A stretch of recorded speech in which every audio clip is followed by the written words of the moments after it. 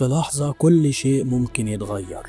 الشرق الأوسط على حافة الانفجار، إيران بتهدد واللي ما يتسموش بيستعدوا، والعالم كله بيتنفس بهدوء.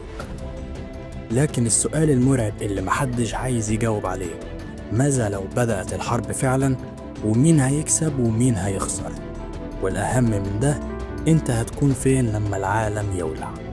الصراع بين إيران واللي ما يتسموش مش جديد، من وقت الثورة الإيرانية سنة 1979، وإيران شايفة اللي ما يتسموش عدو لازم يختفي، وفي المقابل اللي ما يتسموش شايفين إن إيران بتمثل تهديد وجودي، خاصة بعد ما بدأت تطور أسلحة النووي اللي عندها.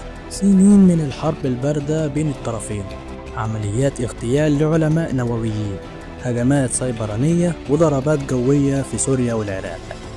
لكن دلوقتي الوضع مختلف. في أبريل اللي فات اللي ما يسموش ضربوا القنصلية الإيرانية في دمشق، وردت إيران بهجوم ب 300 صاروخ وطائرة بدون طيار، ودي كانت أول مرة إيران تعلن فيها رسميا إنها بتضرب اللي ما يتسموش.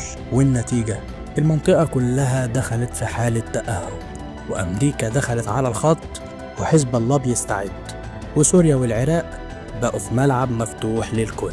الضربة اللي جاية ممكن تكون الشرارة اللي تحرق المنطقة كلها. لو الحرب بدأت، أول ساعة هتشهد سيل من الصواريخ من إيران على تل أبيب، واللي ما يتسموش هترد بطائرات الF-35 وهجمات على مواقع نووية في أصفهان. الولايات المتحدة مش هتسكت، وقواعدها اللي في الخليج هتدخل الحرب، وفي نفس اللحظة حزب الله بيضرب من الشمال والحوثيين من الجنوب. سوريا والعراق بيتحولوا لساحة قتال، والأخطر حرب إلكترونية توقف الكهرباء والإنترنت. في السيناريو ده الشرق الأوسط مش بس هيشتعل، ده ممكن يتحول لبداية حرب عالمية تالتة. روسيا والصين بيتفرجوا، لكن في لحظة ممكن يتدخلوا، ومفيش حد يعرف ايه اللي هيحصل لما أول سلاح نووي ينضرب. وفي النهاية السؤال مش مين يكسب، السؤال هل هيبقى في حد لسه عايش علشان يحكي القصة؟ أنا مش بقول إن الحرب أكيد هتحصل، لكن لما كل القطع تتحرك على رقعة الشطرنج أحيانا مفيش رجوع. وفي النهاية لو الفيديو فتح عينك على الحقيقة،